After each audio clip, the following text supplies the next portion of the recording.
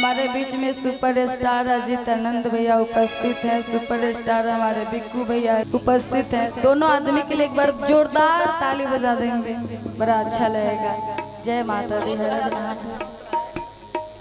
वही अपनापन, वही समर्पण, वही भाव और वही आशीर्वाद, हनुमान जी की कृपा आशीर्वाद प्रदान करने के लिए सभी कलाकार मंचासीन हो गए हैं। कार्यक्रम में अपना उपस्थिति आगाज की है हमारे अदिति राज जी। इनका गीत संगीत आप सभी तक अभी तक भजन भाव हुआ, लेकिन जैसे कि आदेश आया मिथुन भैया से कि अब सभी को सम्मानित, जितने भी कलाकार भाई बंधु आए हैं सबको सम्मानित करा दीजिए मुकेश भाई। उसके बाद अपने हिसाब से कार्यक्रम फिर सुचारू ढंग से चलाइएगा। तो मैं चाहता हूँ मोहन बाबा आप मंच तक आ जाएंगे इस सम्मान समारोह की प्रक्रिया में, तो मुझे काफी मदद। अच्छा उपस्थित है गर्जीवन। तो मैं चाहता हूं कि अब अजीत आनंद भैया, भाई गोलू राजा, भाई शिव कुमार बिक्कू, जख्मी जितेंद्र भैया, मनोज ठाकुर भैया, सभी बड़े भाइयों का सम्मान इस मंच के माध्यम से। भुला तो नहीं कहा अजीत आनंद भैया, कहाँ भुलाई कहाँ से कहाँ ध्यान पहला ही नाम का भैया।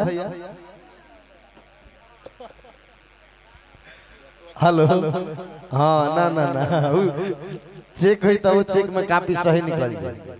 अब हम चाहम गर्जीवन आए सब बड़ भाई के सम्मान आशीर्वाद आइए, और महावीर जी की कृपा सदैव हर कलाकार आप सभी के ऊपर भी, जो बिजनेस क्षेत्र में है उनका भी, जो कलाकारी क्षेत्र में है उनका भी, जो शिक्षा के क्षेत्रों में है उनका भी उन्नति हो, किसान गार्जियन लोग का भी, उनके कृषि योगदान क्षेत्रों में उन्नति हो, और व्यवसाय के क्षेत्र में व्यवसायिक अभिभावकों का उन्नति हो। यही महावीर जी से हम कामना करेंगे। खूब सुंदर साउंड, मुन्ना साउंड, बड़े भैया का भी सम्मान, राजन भैया की पूरी टीम, और रघु राजा, हर्ष बाबू, तमाम लोग हैं, बिकी जफरा वाले हैं। अदिति राज आपको कार्यक्रम में अपना उपस्थिति जो दर्ज की, और मुखिया जी उन्होंने कहा कि जो छठ का गीत गाएं मेरे दिल तक वो ऐसा अटैचमेंट हुआ कि नारायण जी का कृपा लगा कि आज ही छठ का पहला अर्घ है, वैसा व्यतीत हो रहा था मुखिया जी जैसे बता रहे थे। अब मैं चाहता हूं कि गर्जीवन बड़े भैया भोजपुरी जगत के फिल्म अभिनेता सह गायक अजीत आनंद भैया का सम्मान अंग वस्त्र से इस हनुमान जयंती पूजन समारोह में जोरदार ताली बजाकर के सम्मान बढ़ाएं। जैसे कि हमने बताया कि सारण की धरती, आरा बक्सर छपरा गोपालगंज की धरती, बलिया की धरती, ये संगीत के परख करने वाला धरती है। तो कब ताली बजाना है कहना नहीं पड़े, जब गमछा उड़ाया जाए, सम्मानित किया जाए। भाई गोलू राजा हो, अजीत आनंद भाई साहब हो, शिव कुमार बिक्कू जी हो, अदिति राज जी हो, तमाम कलाकारों को तो ताली एकदम गड़गड़ाहट बजा दीजिए ना, जोरदार ताली बजा दीजिए सम्मान के साथ। अब जख्मी जितेंद्र भैया यहाँ, मोहन बाबा, मनोज ठाकुर भैया, और हमने के गार्जीवन गरखा से चल गए भोला बाबा के मंच पर हम स्वागत करते हैं, अभिनंदन करते हैं। अब यूट्यूब चैनल के ऑनर भी बने वहाँ के, साथ ही साथ कॉपी रिकॉर्ड के ऑनर हमारे मनोज ठाकुर भैया के सम्मान भोला बाबा का हम आग्रह करम। निशा उपाध्याय जी भोजपुरी जगत के सुप्रसिद्ध गायिका, उनके भाई टिंकू भैया, हम सबों के भाई उपस्थित हैं, दिल से स्वागत अभिनंदन, और भैया का भी सम्मान। हाँ सज्जित सरकार जी, सरकार म्यूजिक वर्ल्ड के ऑनर, आप मंच तक आएंगे। यूट्यूब चैनल के मालिक के भाई पहले बोला जरूरी बा, हमने कलाकारों खातिर खास करके ये हंसी मजाक वाला शब्द बा। भाई हमारे सज्जित सरकार जी आप मंच तक आएंगे, और भोला बाबा कॉपी रिकॉर्ड्स के ऑनर नितेश निर्मल भैया, बड़का भैया के प्रणाम स्वागत बाटे, अभिनंदन बाटे, मंच के माध्यम से पौलगी बाटे।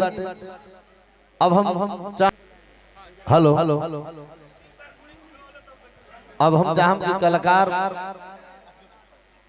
बंधु भी व्यवस्थित होकर सबको बैठी मंच के धीरे धीरे अपना हिसाब से व्यवस्थित कर लिया जाओ।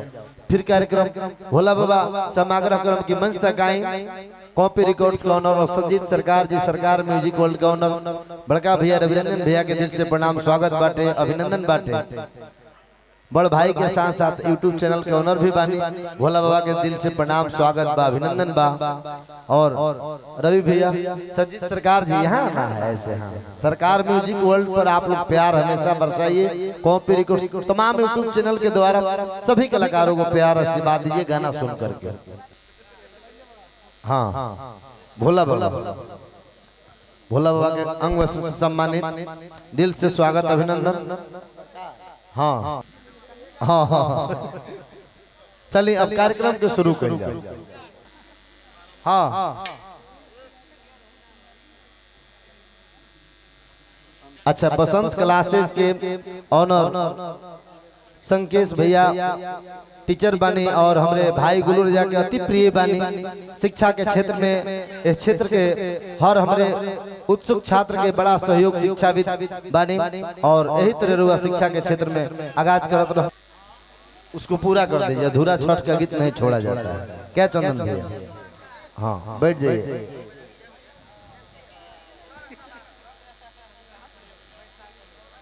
हेलो, हाँ अपना हिसाब से व्यवस्थित होकर बैठ जाए।